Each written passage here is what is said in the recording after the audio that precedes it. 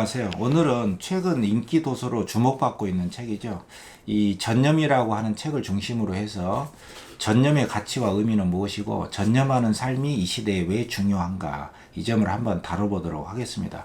이 책이 되게 인기가 많은가 봐요. 제가 이 개포도서관, 송파, 대치 다 검색을 해봤는데 한 권도 찾아볼 수가 없었습니다. 다 대출된 상태고, 다만 세곡마루 도서관이라는 데에서 딱 한 권이 남아 있었기 때문에 가까스로 빌려서 읽을 수가 있었습니다. 이 시대에 왜 전념하는 삶이 중요한 화두로 떠오르고 있는가, 이 점을 한번 살펴보겠고요. 문학 치료의 관점에서는 나이덕의 푸른밤이라는 시를 감상하시면서 내 안에 살아있는 가치를 떠올려보고 전념하는 삶을 살아갈 수 있는 시간을 가져보도록 하겠습니다. 오늘날의 이 시대는 이전 시대에 비해서 정보량도 굉장히 많고 다양한 선택지가 우리 앞에 주어져 있기 때문에 강요받지 않는 자유를 구가하고 있다, 살아가고 있다, 이렇게 볼 수가 있는데요. 또 한편으로는 하나의 일에 오래도록 전념할 수 있는 그런 삶이 더 살기가 어려워져 있지 않나, 그런 생각도 해봅니다. 하나의 일에 몰두하고 헌신하고 전념하는 사람의 모습은 정말 아름답고 좀 부럽기도 하고요. 또 바람직한 것은 사실입니다. 그러나 어떻게 생각해 보면은 너무나 변화가 심각하게 빠르게 지나가고 있기 때문에 하루가 다르게 한 가지 일에, 한 업무에 오랫동안 매달린다는 것은 어떻게 보면 생존에 좀 위험한 일이 아닌가, 이런 생각이 들 수도 있고요. 또 하나의 가치에 매달린다는 것은 그만큼 덜 효율적이지 않는가, 덜 생산적이지 않는가, 이런 생각마저도 들게 하는 현실이기 때문에 오늘날 전념하는 삶이라는 것은 어떤 의미가 있는가, 어떠한 삶이 가장 전념하는 삶인가, 이것이 중요한 화두가 아닌가, 그런 생각이 듭니다. 그리고 이 책에서는 먼저 이 책을 소개를 좀 하겠고요. 또 이 책에서는 이 가치와 어떤 목적의식을 지닌 삶으로의 전념, 이걸 강조를 하고 있는데요. 이 가치가 도대체 무엇인가, 내 안의 가치라는 것을 어떻게 선택할 수 있는가, 이런 문제에 대해서는 다소 좀 소략하게 다뤄진 점이 좀 있습니다. 그래서 이 점에 대해서는 제가 액트라고 하는 인지행동치료에서의 제3세대의 흐름이라고 볼 수 있는 그 액트에서 말하는 가치라고 하는 의미를 좀 더 보충을 해서 소개를 해드리겠습니다. 어떻게 보면은 좋은 책이라고 하는 것은 그 책에서 완벽한 정보를 담고 있기 때문에 좋은 책이라기보다는 또 하나의 참조사항으로서 읽으라고, 또 찾아서 읽으라고 독자들을 부추기게 하는 그런 힘을 지닌 책이 좋은 책이고요. 또 온전한 독서라고 하는 것도 그 하나의 책에서 모든 정보와 모든 것을 다 의미를 다 완결할 수 있는 그런 책이 가장 좋은 책이 아니라 끊임없이 또 다른 자료와 또 다른 흥미거리, 또 다른 우리 내면에 살아있는 관계를 어떻게 형성할 것인가를 찾게 해주는, 그런 영감을 갖게 해주는 책이야말로 좋은 책이고 온전한 독서가 아닌가, 그런 생각도 듭니다. 그리고 화면을 보시면서 같이 전념이라고 하는 것의 가치와 의미를 먼저 살펴보도록 하겠습니다. 먼저 이 전념이라고 하는 책은요, 나와 세상을 바꾸는 힘에 관하여 이렇게 부제가 되어 있고요. 피트 데이비스가 지었고 신유희 님이 옮겼고 상상 스퀘어에서 2022년 1월 달에 출간이 됐고 벌써 한 십몇 세인가가 이렇게 출간된 걸로 봐서 꽤 인기가 있는 도서다, 이렇게 볼 수 있습니다. 이 책은 하버드 법학대학원의 졸업식 연설에서 전념하기와 반문하라고 하는 그 강연 내용을 책으로 보완해서 나온 걸로 소개가 되어 있습니다. 먼저 이 책의 저자가 전념하는 삶이 왜 이 시대에 요청이 되고 있는가, 이 시대적 의미에 대해서 많은 부분을 할애하고 있는데요. 그건 한마디로 압축하자면은 액체 근대 사회다, 이 시대가. 이것은 지그문트 바우만이라고 하는 사람이 쓴 개념인데, 녹이기는 했지만 다시 고체 형태를 유지하지 못하는 이 액체의 특성을 빗대어서 이야기한 건데요. 이 시대가 액체 근대 사회다, 이런 말을 빌어서 이 시대가 쉽게 자기 정체성이라든가 자기만의 가치를 찾아서 전념하기 어렵다. 그것은 액체 근대 사회다. 이렇게 설명을 하고 있습니다. 그렇다면 우리 시대의 액체의 증상들이라고 하는 것은 뭐냐면은 아직 일정한 형태의 어떤 가치라든가 목적의식을 지니지 못하고 흐물흐물하게 흐르고 있는 상태라는 것이에요. 그러니까 정보는 무한 탐색이 가능한 시대가 됐고 자유가 주어져 있지만 이전 시대에 비해서 다시 말해서 그 이전 시대라고 하는 것은 비자발적 선택으로 뭐 어떤 시대 이념에 종속이 된다거나 가족 공동체에 종속이 돼서 비자발적으로 내가 선택하지 않은 무조건적인 강요의 형태로 헌신을 강요받았던 시대에 비하면은 이 시대는 굉장히 그 선택지가 다양해졌다. 그렇지만은 다양해진 만큼 어떠한 일정한 형태를 갖추지 못하고 불안 속에 놓여 있다는 뜻입니다. 이러한 우리 시대의 액체의 증상들을 한번 살펴보면은 이 책에서 2019년 밀레니얼 세대의 이직률이 이전 시대보다 이제 미국 사회 이야기입니다. 3배가 늘었고 우리 한국 사회도 마찬가지겠죠. 미국에 약 5,500만 명의 근로자가 불안정한 고용 상태로 뭐 프리랜서가 증가하고 있고 일일 노동자, 임시직, 우버나 이 태스크래빗이라고 하는 형태는요. 그 온라인상에서 플랫폼, 중개 플랫폼을 통해서 계약을 맺고 일하는 그 일들이 잡무나 심부름 같은 자잘한 일들을 대행해주는 그런 노동자들이 늘어나고 있다는 뜻이거든요.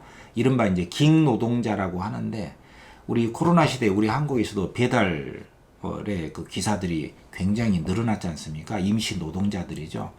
그래서 온라인 상에서 이 회사와 계약을 맺고 고객에게 서비스를 제공해주는 이러한 그 불안정한 임시 노동자들이 급증을 하고 있다.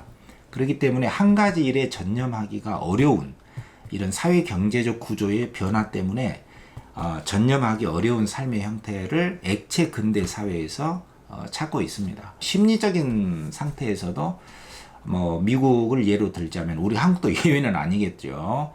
젊은 층들, 밀레니얼 세대들의 이성 관계도 느슨해지고 있다. 1962년 이후 50년 후에 이 젊은이들이 결혼을 선택하지 않고 자유로운 이성 관계를 맺어가고 있다고 하지만 실질적으로는 자유로운 성생활을 선택한 것은 아니다라고 하는 모순적인 현상을 보여주고 있는 것이죠. 부모 세대보다 만날 수 있는 사람의 폭이 넓고 잠재적 연인으로 고려할 수 있는 대상의 수가 훨씬 많고 그렇지만은 정작으로 자기가 가치롭다고 생각하는 어떤 연인 관계를 왜 형성을 하지 못하는가? 그 이유는 너무나 많은 정보가 주어져 있기 때문에 그렇다는 것이죠. 괜찮은 상대지만 더 나은 사람이 있지 않을까 하는 마음이 쉽게 깊은 관계로 발전하지 못하는 이런 그 다양한 너무 많은 정보 속에서 비교의식에 시달리기 때문에 오히려 깊은 관계를 맺지 못하는 심리적 이유도 설명을 하고 있습니다. 그리고 이 시대에 전념하기 어려운 심리적인 현상 중에 하나로서 자기가 사는 지역에 애정을 느끼지 못하고 정보량은 많지만 거대한 외로움에 직면할 수밖에 없다. 이런 사실을 지적을 하고 있고요. 또 이 시대의 젊은이들은 영적인 존재는 믿지만 종교는 없다. 이렇게 답변하는 것이 노년층에 비해서 한 2배 이상 가량이 높다는 사실을 지적을 하고 있습니다. 기존 종교가 보이고 있는 어떤 규범이라든가 규격, 형식, 틀, 어떤 교조주의적인 그 이념 이런 것으로부터 피로감을 느끼고 이탈되는 그 성향을 확실하게 젊은 층들이 보여주고는 있지만 어떤 정작으로는 그 자신이 영성, 내 안에 있는 영적인 존재, 그 가치는 무엇인가를 찾아내는 데는 그리 효율적이지 못하다. 이 점을 지적하고 있는 거죠. 이게 바로 액체 사회 속에 사는 액체 인간들이라는 표현을 쓰고 있습니다. 전념할 수 없는 인간들이 늘어나고 있다. 이런 것이죠. 그렇다면 전념하기 어려운 이 시대의 사회적인 조건 때문인지 아니면은 다양한 정보 시대의 자연스러운 자유의 형태인지 아니면 예전에도 우리 안의 영성이나 영적인 가치를 신념을 찾아내기는 어려웠던 것인지 이에 대한 의문을 우리가 제기할 수가 있는 것이죠. 그렇다면 과연 전념은 무엇인가? 이 책의 이제 본론이 되겠죠. 한마디로 목적을 향한 삶이다. 목적을 향한 삶의 선택이다. 이렇게 이야기를 하고 있습니다. 목적 의식이 있는 삶이라는 것이죠. 이 전념의 전제 조건이. 이 앨리스더 맥킨타이어가 말했듯이 이 시대의 젊은이들이 자유를 누리고 있고 아무 규칙도 책임도 없는 삶을 추구하고 있지만 그것은 일종의 자유의 허상이다 이거죠. 삶의 목적이라고 하는 것은 우리 세계, 우리 사회 체계를 벗어나지 않는 세계 안에서의 자유를 허락한다. 그러니까 진정한 자유라고 하는 것은 전념을 통해서만 획득이 될 수가 있는데, 이 전념을 통한 자유라고 하는 것은 우리 사회 현실 내에서의 특정 부분과 관계를 형성하고 반응하고 책임감을 느낄 때 주어지는 것이고, 거기에서 자부심도 가질 수가 있다. 이 책임과 자부심, 사명감, 세계 내에서의 어떤 연결감, 유대감, 이것이야말로 진정한 전념의 삶이고 자유의 삶이다. 이렇게 설명을 하고 있습니다. 말하자면 전념학이라고 하는 것은 우리 존재의 작은 부분을 함께 소유하는 것이고 존재 그 자체를 조금 더 사랑하는 것이다. 조금 추상적이긴 하지만 이렇게 소개를 하고 있습니다. 이 가치와 목적의식, 전념하기, 여기에 대해서는 조금 있다가 다시 제가 좀 보충해서 소개를 해드리겠습니다. 두 번째는 이 목적 있는 삶, 이게 전념학인데 이게 진정한 새로움을 향한 길이다라고 소개를 하고 있어요. 이 철학자 쉐렌 키르케고르라는 사람의 이 미학적 모두라는 개념을 가지고 이 시대의 문제점을 비판을 하고 있는데요. 이 책의 저자가 그것은 너무 감각적인 즐거움과 어떤 신선함을 추구한다면 그것은 지루함으로 쉽게 굳어진다. 요게 미학적 모드라는 말입니다. 표면적인 새로움만을 추구하는 삶을 원동력으로 삼는 그런 사람들은 요즘에 유행하는 새로운 것을 놓칠까봐 늘 전전긍긍히 하는데, 그렇지만 목적의식을 가지고 거기에 전념하는 삶은 그렇지 않다는 것이죠. 이 목적은 되게 지루하게 보일 수는 있지만은 점점 더 깊이를 더해지면서 흥미로워질 수 있는 것, 그게 바로 내 삶의 목적이다. 이렇게 볼 수가 있고요. 일상의 그 깊이를 통해서 재미가 없는 듯 하지만 오로지 전념하는 그것을 통해서 그 속에서 변화하는 새로움을 느낄 수가 있는 것이다. 이렇게 설명을 하고 있습니다. 이 전념하는 삶의 예시로 욜로를 들고 있는데요. 뭐 어때, 한번 사는 인생인데, 한 부싯돌에 붙여지는 불꽃 같은 인생인데 자기가 원하는 삶을 그때그때 즐기면서 현재에 만족하는 삶을 추구해야 된다. 우리 한국 사회에도 굉장히 유행어로 정착해 있는 이 용어인데요. 이 사례를 들면서 전념하는 삶의 예시로 들고 있거든요. 욜로의 본래적 의미라는 것은 하나의 일에 헌신하고 전념하는 것이다. 현재 삶을 중요시 여기는 생활 방식인데, 그레이트 풀 데드라고 하는 그 락 밴드죠. 이 락 밴드의 드럼 연주자인 미키 하트라는 사람이 욜로라는 말을 대중적으로 사용한 최초의 인물이다. 이렇게 소개를 하고 있고요. 1990년대 캘리포니아 소노마에 있는 욜로 목장이라는 이름을 붙인 데서 유래가 됐는데, 이 미키 하트라는 사람의 행적을 볼 때 경제적인 측면에서 볼 때는 목장을 산다는 게 말도 안 되는 손해가 되는 결정이었을 텐데, 이 사람의 내면적인 가치로서는 뭐 어때, 한번 사는 인생인데 이 목장이 너무 좋아 보이는 거예요. 그래서 사게 됐고, 그 목장 안에 그가 음악인이었기 때문에 녹음 스튜디오를 지고 다양한 악기 연주자를 모으고 오랜 친구들과 새로운 친구들을 초대하고, 그래서 목장은 음악과 공동체의 중심이 됐어요. 결국 미키 하트의 목장이 뜻하는 이 욜로라는 말은 헌신에서 벗어나라, 이런 것이 아니라 몰입하고 전념하고 헌신 안으로 뛰어들라는 메시지를 담았다는 것이죠. 한번 사는 인생이니 깊이 자기가 좋아하는 것을 선택해서 그 가치를 향해서 파고드는 것이 낫다. 이 파고든다는 게 전념으로 볼 수가 있겠죠. 하트의 목장은 올해로 30번째 생일을 맞았고 전념하는 삶으로 정착이 되었음을 하나에서 그 사례로 들고 있습니다. 근데 모든 전념하는 삶이 이러한 형태를 띌 수는 없겠죠. 그렇다면 어떻게 전념할 수 있는가? 그 방법은 뭐고 요령은 무엇인가? 이게 이 책의 핵심 부위로 점점 들어가는 코너입니다. 첫 번째는 어떻게 전념할 수 있는가?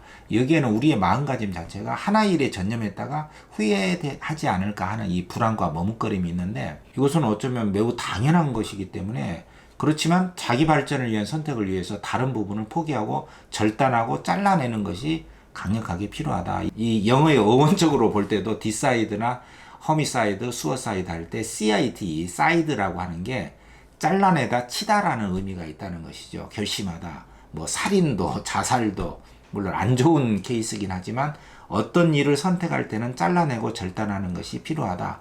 이른바 위대한 포기를 의미하는 거죠. 그래서 전념할 때는 오로지 마음을 쓴다. 오로지 마음 염자인데 dedicated, dedication 이런 말인데 오로지 한 가지 일에만 마음을 쓴다. 이런 뜻 아니겠습니까? 근데 이 책의 저자가 의미하는 이 전념이라고 하는 것을 한자어로 치자면은 이 전념, 앞생각이란 뜻이고요. 후념은 뒷생각이란 뜻이거든요. 앞생각과 뒷생각이 아닌 염의 상태가 아닌가 이렇게 생각을 합니다. 요 이야기는 제가 지금 보태서 설명하고 있는 부분입니다. 이 염이라고 하는 것은 지금 금자가 있지 않습니까? 이 밑에 마음 심자가 있어요. 그러니까 지금 여기에 마음을 두는 것이 염이다. 지금 here 시간적으로, now 여기 공간적으로 지금 여기에 오로지 충실하고 과거라든가, 과거는 전념이고요. 후념은 미래죠. 과거나 미래가 아닌 지금 여기에 오로지 올바른 가치를 설정하고 거기에 몰입하기를 결단하는 것. 그래서 잘라내는 것. 이런 의미로도 생각할 수가 있겠죠. 또 이 책에서 전념하기 요령으로서 부담감을 내려놔라 이런 말을 하고 있는데요. 이 일상의 전념하기 영웅의 예로서 맥스 폴락이라는 사람이 예시를 들고 있거든요. 원래는 로스쿨 학생이었는데 그 현장에서 일하는 그 사람들의 그 모습을 보고서 나도 저런 일을 하고 싶다 해가지고 도시 이곳저곳에 버려진 벽돌과 나무를 재가공해서 판매하는 사업으로서 그 가치를 설정을 하고 거기에 전념하는 이 사례를 들고 있습니다. 근데 이 사람의 입에서 나온 말이 뭐냐면은 매일 아침 이 일에 전념하겠다고 다짐하면 일어나진 않아요. 그냥 이게 내가 하고 싶은 일이고 내가 할 수 있는 모든 일을 다 하겠다고 생각할 뿐이다. 이게 내가 원하는 길인지 의심해 본 적은 한 번도 없다.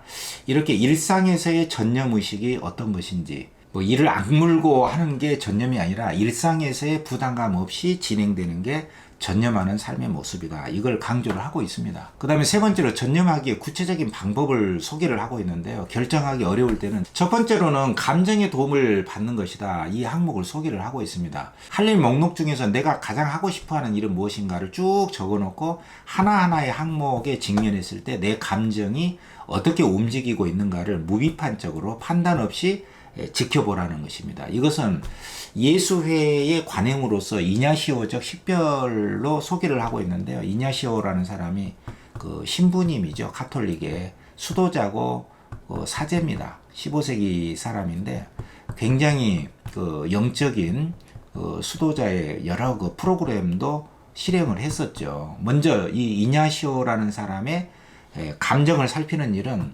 본성을 살피는 일로 유명합니다. 이 사람의 말에 따르면은 깨달음과 이해는 정막과 위안을 경험하고 다양한 감정을 분별함으로써 얻어진다. 그러니까 이 감정을 살피는 것은 깨달음과 깊은 이해와 관련이 된다는 것이에요. 이 감정이 굉장히 중요한 것이죠.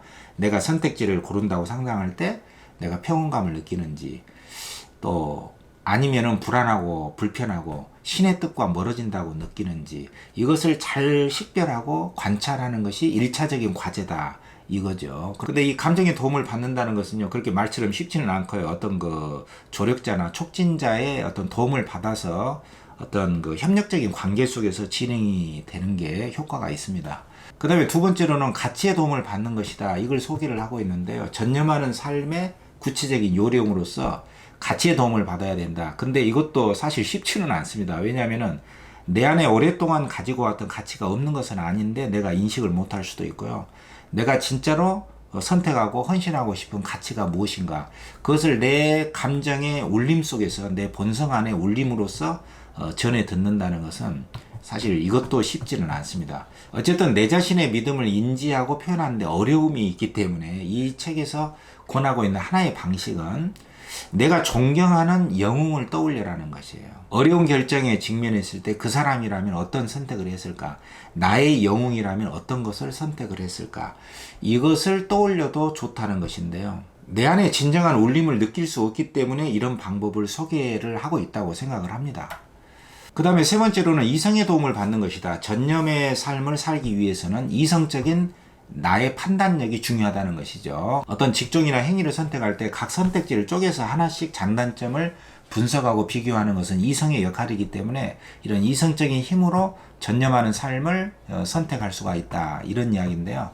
이런 세 가지의 도움을 받아서 전념하는 삶을 선택을 하고 그 다음으로 가장 중요한 것은 실제로 움직여 보라는 것이에요. 왜냐하면은 우리는 행동으로 옮기고 나서야 내가 무엇을 원하는지 온전히 이해할 수가 있기 때문에, 물론 여기서 일단 해본다는 것은 앞에 말한 세 가지 것을 충분히 고려한 다음에는 일단 한 발자국 한 발자국 나아가는 것이 중요하다. 다음 단계만 생각해라. 처음부터 거대한 청사진, 뭐 10년짜리 여정을 생각하기보다 그냥 한 걸음씩 밟아 나가서 여기까지 온 거예요. 이러한 일상의 전념의 영웅들의 말을 떠올려라. 이것을 소개를 하고 있습니다. 그리고 네 번째로는 전념하기 삶에서 중요한 것은 선택을 일단 한 다음에는 그 선택이 올바른 것이 되도록 노력을 하라. 이것을 강조를 하고 있습니다. 완벽한 선택을 하기보다는 내 선택이 올바른 것이 되도록 만드는 것에 집중을 해라. 다시 말해서 의사결정 성공의 여부를 결정하는 주요 요인은 의사결정자의 선택 그 자체가 아니라 의사결정자가 자신의 선택에 일단 선택을 한 다음에는 얼마나 최선을 다했는지에 달려있다. 이 점을 강조를 하는 것이죠. 자, 네 번째로는 이제 전념하는 삶에서 가장 중요한 것은 자기 삶의 사명에 대한 자각과 관련이 되어 있다. 이 점을 강조를 합니다. 일종의 부름에 대한 응답이다. 소명의식을 가져라는 것이죠. 그래서 이러한 자기 삶에 대한 사명에 대한 질문에 답을 할 수가 있어야 된다. 예를 들면 당신이 지금 여기까지 오게 된 이유는 무엇입니까? 당신을 여기까지 오게 한 그것은 무엇입니까? 어떻게 여기까지 올 수 있었습니까? 이런 질문에 대해서 자신 있게 말을 할 수가 있어야 된다는 것이죠. 근데 사실은 나를 여기까지 오게 한 것은 이미 있었습니다. 그러니까 가치는 항상 늘 있어 왔다는 거예요. 지금도 있고요. 가치의 현존이고요. 누군가 다 무엇인가를 따르면서 살고 있습니다. 다만 그것을 내 안에서 일깨워서 자각하는 일이다. 이게 전념하는 삶의 특징이라는 것이죠. 이게 바로 삶이 내게 말하게 하라라고 하는 뜻으로 볼 수가 있습니다. 자, 여기까지 해서 이 전념이라고 하는 책의 그 핵심 골자를 간단하게 정리를 해봤는데요. 이 책에서 좀 소략하게 다루고 있는 부분이 좀 아쉬운 부분이 있어요. 아무리 훌륭한 책도 모든 것을 다 말해주지는 않지 않습니까? 그래서 이 책을 통해서 떠올릴 수 있는 것은 가치라고 하는 것은 과연 무엇인가? 전념할 수 있는 내가 추구해야 될 그 가치는 과연 어떠한 것인가? 여기에 대한 정의는 이 액트라고 하는 인지행동치료의 제3세대 흐름으로서 액트에서 가장 많이 강조를 하고 있거든요. 수용과 전념 치료법이라고 나와 있습니다. Acceptance and Commitment Therapy. 그러니까 여기서는 dedicated가 아니라 committant라는 말을 쓰고 있는데요. 똑같은 뜻입니다. 전념, 한 곳에 마음을 쓰다. 근데 한 곳에 마음을 쓰려고 하려면은 정말로 내 안에 있는 중요한 가치를 내가 인정할 수 있도록 만들어줘야 되는데 그 중요한 가치가 무엇인가? 여기에 대한 정의를 굉장히 잘 내려놓고 있거든요. 첫 번째는 이 가치라고 하는 것은요. 소유할 수 있는 게 아닙니다. 순간적인 느낌이 아니에요. 이 가치라고 하는 것은. 그리고 끝이 있고 결과로 판단하는 목표가 아닙니다. 이 두 개 말을 잘 이해할 수가 있어야 되거든요. 예를 들어서 뭐 취득을 한다거나 뭐 어떤 자격증, 물론 그것도 가치롭고 좀 뿌듯한 보람을 느낄 수가 있죠. 승진을 한다거나 결혼 이런 것들이죠. 근데 이런 것들은 한번 획득을 하고 다시 말해서 소유한 다음에는 심각한 우울증이 올 수도 있습니다. 모든 얻을 수 있는 것은 그 다음에 상처를 흔적을 남긴다 이런 말도 있습니다. 그러니까 생겨난 것은 항상 무너지기 쉽다는 거예요. 근데 이 가치라고 하는 것은 무너지지 않는 그 무엇이에요. 그렇기 때문에 우리가 소유한다거나 일시적으로 딱 느끼는 감각적인 느낌 이런 것을 가치로 봐서는 안 된다. 그런 이야기고요. 또 그 성취의 결과로서 이건 좋다 나쁘다 이렇게 평가할 수 있는 것은 가치가 아니다는 것이에요. 가치는 무너지지 않는 어떤 것입니다. 예를 들어서 사랑은 사랑과 헌신 자체가 나의 가치다 했을 경우에는 뭐 아무리 많은 사랑의 행위, 아무리 많은 헌신의 행위를 해도 더 사랑할 일이 남아있죠. 바로 영원히 끊임없이 내 안에 살아있는 내가 지향해야 될 그 무엇. 그것이 가치라고 볼 수가 있거든요. 그래서 세 번째로 가치는 당장의 좋은 느낌 같은 것이 아니고요. 좋은 삶을 살게 할 수 있는 바로 그것이고요. 또 가치는 결과가 아니라고 그랬죠. 물론 결과에 얽매이지 않는다는 게 대단히 어렵긴 하지만요. 늘 과정 속에 존재한다는 것이죠. 비유하자면 가치는 중력과 같다. 그릇에 담긴 물에 여전히 중력이 작용하는 그것처럼 겉으로 보기에 일시적으로 방향을 잃은 듯이 보이지만 흐름의 방향, 중력처럼 늘 존재하며 기회가 주어진다면 다시 그 방향은 드러나고 마는 것. 그게 바로 가치라는 것이죠. 그리고 여섯 번째로 가치의 길은 늘 일직선이 아닙니다. 고통도 있고 실패도 있다는 것이죠. 그렇지만 오랜 세월이 지난 뒤에서야 그것은 내 안의 가치였다. 내가 원했던 가치였음이 더 명료하게 드러나는 바로 그것이 가치라는 것이고요. 또 미래에 존재하는 것이 아니고 지금 늘 현재에 있습니다. 그 가치를 선택하는 순간 늘 우리 옆에 있는 것이고 늘 유익함을 누리고 있다는 것이죠. 그 다음에 8번째로 가치는 언제나 온전한 것이에요.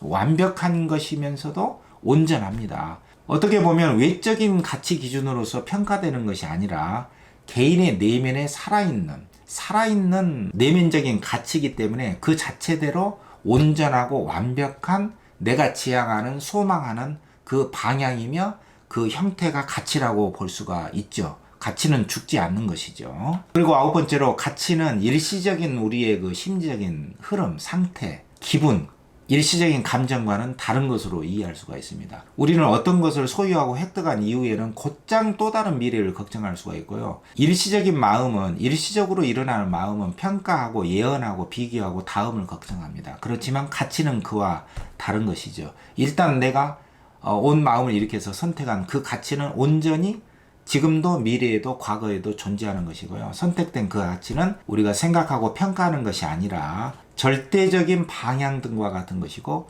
일시적으로 움직이는 감정이나 논리적인 이유를 넘어선 바로 그것이 가치다. 이렇게 액트에서는 정의하고 있는데 이 책에서는 비교적 간단하게 다루고 있다고 생각돼서 제가 이 가치라고 하는 부분을 조금 보충해서 소개를 해드렸고요. 자, 우리 문학 치료의 관점에서는 내 안의 가치를 떠올릴 수 있는 하나의 좋은 시를 소개를 하겠습니다. 우리 안에 늘 존재했던 그 가치, 앞으로도 우리의 삶이 다하는 날까지도 함께할 내 안에 살아있는 관계, 내 안에 살아있는 가치는 과연 무엇일까를 생생하게 떠올린다는 입장에서 제가 한번 읽어보겠습니다. 여러분들도 제 목소리를 통해서 읽거나 또 소리내서 읽어주셔도 좋습니다. 자, 나이덕 시인의 푸른 밤입니다. 너에게로 가지 않으려고 미친 듯 걸었던 그 무수한 길도 실은 내게로 향한 것이었다. 까마득한 밤길을 혼자 걸어갈 때에도 내 응시에 날아간 별은 너의 머리 위에서 반짝였을 것이고 내 한숨과 입김의 꽃들은 내게로 몸을 기울여 흔들렸을 것이다. 사랑에서 치욕으로 다시 치욕에서 사랑으로 하루에도 몇 번씩 내게로 드리웠던 두레박. 그러나 매양 떠올린 것은 수만 갈래의 길이었을 따름이다. 은하수의 한 별이 또 하나의 별을 찾아가는 그 수만의 길을 나는 걷고 있는 것이다. 나의 생애는 모든 지름길을 돌아서 내게로 난 단 하나의 애움길이었다. 자, 내 안에 살아있는 가치는 무엇인가? 그 질문을 던지는 것으로서 마무리하겠습니다. 당신의 내면에 살아있는 가치 또는 내 안에 살아있는 가치가 있다면 그것은 과연 무엇입니까? 오늘은 이것으로 마무리하겠습니다.